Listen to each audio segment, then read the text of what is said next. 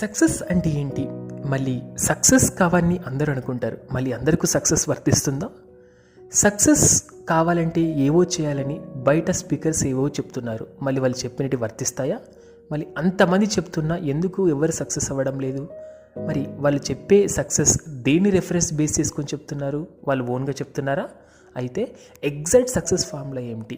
మళ్ళీ అర్జునునికి యుద్ధంలో గెలవడానికి కృష్ణుడు ఇచ్చిన సక్సెస్ సజెషన్ ఫార్ములాస్ ఏంటి ఈరోజు అయితే మెటీరియల్ వరల్డ్లో బాడీ తీసుకున్న తర్వాత ఏదైనా ఒక అచీవ్మెంట్ చేయాలంటే ఎటువంటి సిచ్యువేషన్స్ మనం హ్యాపెనింగ్ చేస్తే అనుకున్న దానికి దగ్గరికి అప్రోచ్ అవ్వగలం. ఈరోజు మనం సుప్రీం ఎటువంటి వాయిస్తో చెప్పాడు, సుప్రీం చెప్పినటువంటి ఆ యొక్క టెక్స్ట్ మనకు 18th చాప్టర్ 14th టెక్స్ట్ నుంచి ఈరోజు మనం తెలుసుకునే ప్రయత్నం చేద్దాం. ఏదైనా ఒక అచీవ్మెంట్ చేయాలంటే మనం ముఖ్యంగా చూసుకోవాల్సింది 5 విషయాల పట్ల మనం ఫోకస్ పెట్టాలి. అందులో ఫస్ట్ థింక్ మనకు ప్లేస్ని మనం అధిష్టానం అంటాం. రెండవది వర్కర్, ఇట్ మీన్స్ చేసే పని ఎవరు చేస్తున్నారు అనగా కర్త.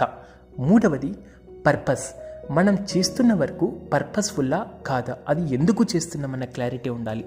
4 చేష్ట, అంటే మనం వేసే హిట్ అండ్ ట్రయల్స్ వాటి మీద డిపెండ్ అయి మన రిజల్ట్స్ బేస్ అయి ఉంటుంది. And 5th one, and it's a purpose of grace for the supreme, అంటే భగవంతుని యొక్క కృప ఉన్నప్పుడు మాత్రమే దాన్ని మనం జనరల్ వర్డ్స్లో మెటీరియల్ దాన్ని లక్ ఫ్యాక్టర్గా చెప్తారు. కానీ it's not luck factor, that is the one powerful reason. ఇవి తెలుసుకునే ప్రయత్నం ఈరోజు చేద్దాం. ఇందులో మనకు మొదటి వన్ వచ్చేసి అధిష్టానం అనగా ప్లేస్.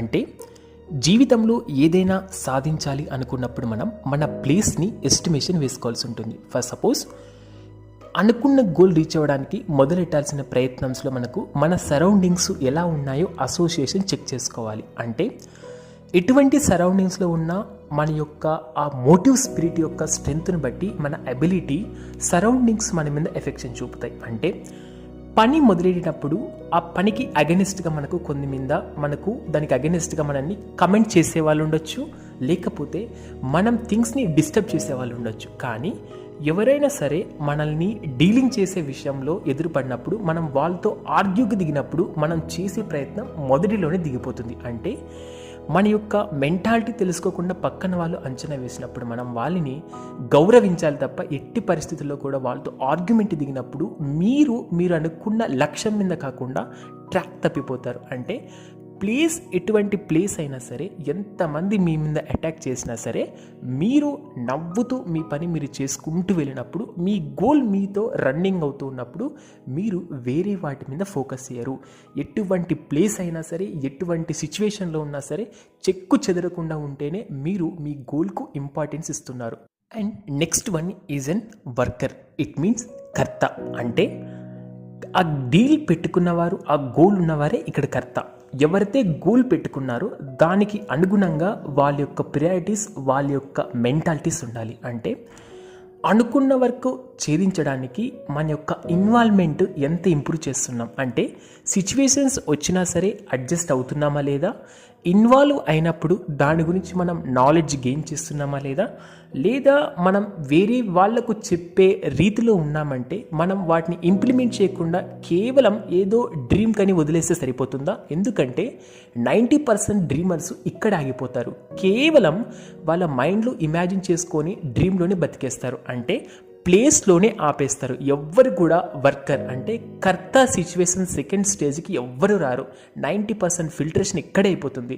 డ్రీమింగ్స్లో కాలం గలపడం అనేది ఇట్స్ వ్యర్థం. ఎందుకంటే సక్సెస్ అనగా మెటీరియల్ వల్ల సక్సెస్ ఎవరిని చూసుకున్నా అది కేవలం మీరు చూడండి, నార్మల్ పర్సన్ నార్మల్గానే ఉంటారు. కానీ మనకు ఇంప్రూవ్మెంట్ ఇమాజినేషన్లో అతిగా ఇమాజిన్ చేసుకొని ఎవ్వరు కూడా దేన్ని ఫోకస్ చేయరు, మొదలెట్టారు. నెక్స్ట్ 3rd వన్ వచ్చేసి మనకు పర్పస్ అంటే కారణం.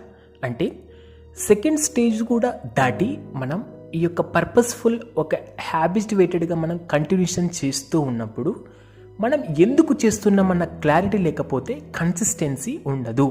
ఫర్ సపోజ్ ఈరోజు మనం ఎఫెక్టివ్ చూపినంత రేపు దాని మీద ఫోకస్ చేయలేం. అంటే కన్సిస్టెన్సీ మనలో రాదు. కన్సిస్టెన్సీ ఎందుకు రాదు? మనకు ఆ పర్పస్ ఎందుకో తెలియదు. ఏదైనా ఒక వర్క్ చేస్తున్నామంటే దానికి పర్పస్ఫుల్గా ఉండాలి. నీ డ్రీమ్ ఎందుకు కన్నావన్న దానికి నీ దగ్గర ఎగ్జాక్ట్ పర్పస్ ఉన్నప్పుడు నీ ఇన్వాల్వ్మెంట్ అంతే ఉంటుంది. ఎవరైతే పర్పస్ అతి స్ట్రాంగ్గా ఉంటుందో వాళ్ళే దాని మీద ఆటోమేటిక్గా ఫోకస్ చేస్తారు. ఇట్ మీన్స్ మనకు పర్పస్ఫుల్ థింగ్స్ ఎలా ఉంటాయంటే, జనరల్గా చెప్పుకుంటే మనం అమెరికాకు ప్రెసిడెంట్ అవ్వాలి అని అనుకున్న సిచ్యువేషన్స్ ఇండియాలో పుట్టి చేయాలంటే అవ్వని పని. కానీ ఇండియా యొక్క పిఎం అవుతా, ఇండియా యొక్క సీఎం అవుతా అనడం ఇట్స్ పర్పస్లెస్ ఏంటి? అమెరికాకు ప్రెసిడెంట్ అవుతా, నువ్వు ఇండియన్ సిటిజన్గా ఉండి అమెరికా సిటిజన్ కానప్పుడు నువ్వు జన్మలో అక్కడ పిఎం కాలు, ప్రెసిడెంట్ అవ్వలేవు.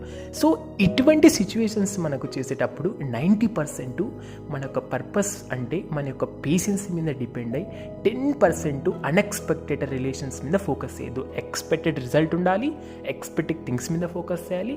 పర్పస్ స్ట్రాంగ్ ఉంటే ఆటోమేటిక్గా మీ బాడీ, మీ బ్రెయిన్ మీకు సహకరిస్తాయి. 10 ట్రయల్స్. ఒక సక్సెస్ థింగ్ చేసేటప్పుడు కంటిన్యూషన్ ఫార్మేట్స్లో మనం ఫైటింగ్ చేస్తూ ఉంటాం.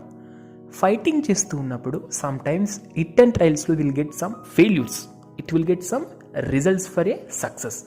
బట్ ఫెయిల్యూర్ వచ్చినంత మాత్రాన ఇట్స్ నాట్ తప్పు కాదు. ఎందుకంటే చేసిన ప్రయత్నంలోని మనకు థర్డ్ లెవెల్ పర్పస్ఫుల్లోని you are in success. It means పర్పస్ఫుల్గా ఉన్నప్పుడు ఆటోమేటిక్గా మన చేష్టలు రన్వే మీద ఉంటాయి. చేస్తే మనకు ఎగ్జాక్ట్ మేనర్లో వర్కింగ్ కావాలంటే మనం చేసే క్రియ అనేది ఎగ్జాక్ట్గా ఉండాలి.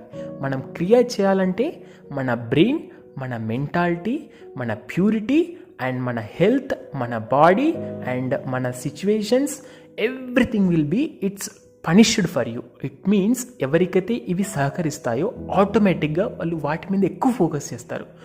ఈవెన్ మనకు ఈ చేష్ట, ఈ క్రియాస్థానంలో సమ్టైమ్స్ హిట్ అండ్ ట్రయల్స్లో ఒక ఫెయిల్యూర్ని ఎదురు చూసినప్పుడు జనరల్గా అంత ఇంటెలిజెన్స్ లేని పర్సన్స్ వెనక్కి తగ్గిపోయి అక్కడితో ప్రయత్నం ఆపేస్తారు. And last and final is grace, అంటే సుప్రీం కృప.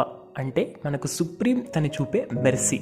ఇక్కడికి వచ్చేపాటికి 100%లో కేవలం 2-3% పీపుల్ మాత్రమే మిగిలి ఉంటారు. అంటే వీళ్ళు నియర్ బై ఉన్నట్టు. ఇక్కడ గ్రేస్ అంటే ఎందుకు చెప్తున్నానంటే, జనరల్గా ఎంత ఫైటింగ్, ఎంత స్పిరిట్, ఎంత ఇన్వాల్వ్మెంట్, ఎంత కమిట్మెంట్ ఉన్నా సరే సమ్టైమ్స్ 2 పర్సన్స్ సేమ్ ట్రాక్ మీద వస్తున్నా సరే but success they have some different because they have grace. మనకు సుప్రీం ఇచ్చే గ్రేస్ మీద డిపెండ్ అయి ఉంటుంది. అంటే సుప్రీం జనరల్గా ఎవరికి గ్రేస్ ఇస్తారు? ఎవరి ప్యూరిటీ లెవెల్స్ ఎక్కువ ఉంటాయో they shown from grace levels to up to they person. Without the grace it's highly impossible. Because మనం చేసిన ఈ స్టేజెస్ ఆఫ్ వర్కింగ్లో మనలో ప్యూరిటీ, మన కమిట్మెంట్, మన ఇన్వాల్వ్మెంట్ నిజంగా డెడికేటెడ్గా మనం సుప్రీమ్స్ మీద డిపెండ్ అయ్యి చేస్తే compulsory they should be sanction. కానీ జనరల్గా ఇప్పుడు so many coaching centres, so many purposeful, so many ఇన్స్టిట్యూట్స్లో చేసే వాళ్ళు ఏం చేస్తారు? కోచింగ్కి వెళ్ళిన పర్సన్స్ ఏదైనా సిచ్యువేషన్స్ తగినప్పుడు నేను చదివాను, నా వల్లే జరిగింది, నా కోసమే జరిగింది, నేనే చేశాను, this is called fail. Purity levels ఎక్కువగా ఉన్నప్పుడు supreme can sanction anywhere anything. That is the ultimate. ఎన్ని విశ్వ ప్రయత్నాలు చేసినా the deciding factor is ultimate. Approval లేకుండా nothing can be sanction. That is approval approved by who can have that spirit through and preparation, through and sanction, everything will get me mercy. అంటే మనం చేసే ప్రయత్నంలో purity ఉన్నప్పుడు they will get sanction. Otherwise even ఈ did not get the sanction, they have some more plan. వేరే యొక్క ప్లాన్స్తో మనకు కొత్త దారి కనపడుతుంది తప్ప ఫెయిల్యూర్ అనేది లేదు. అంటే చేసే ప్రయత్నం పవిత్రంగా చేస్తే మనకు ఖచ్చితంగా సక్సెస్ వచ్చే ఛాన్సెస్ 99% ఉంటాయి.